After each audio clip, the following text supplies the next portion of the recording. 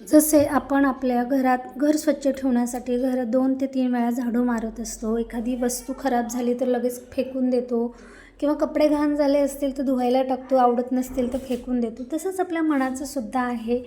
आपल्या मनामध्ये ना निगेटिव्ह, पॉझिटिव्ह असे विचार भरलेले असतात. जे निगेटिव्ह विचार असतात ना, आपण तेच विचार करतो.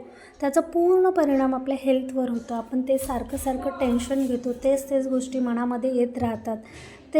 त्याच गोष्टी आल्यामुळे ना आपले प्रगतीचे विचार येत नाहीत. आपलं पूर्ण आपण तेच आपण विचार करून चांगले जे आपले पॉझिटिव्ह थिंकिंग असते ते आपल्या येतच नाही आणि त्याच गोष्टीमुळे मध्ये आपण गुरफटलेले असतो. म्हणून निगेटिव्ह गोष्टीसुद्धा आपण फेकून द्या. म्हणजे कचरा जो असतो ते पूर्ण काढून टाका आणि तुम्ही पॉझिटिव्ह एनर्जीने भरलेला असाल आणि तुमचा दिवस ना पूर्ण असं एक एनर्जेटिक गेलेला असेल आणि खूप छान तुम्ही आनंदित छान फील कराल.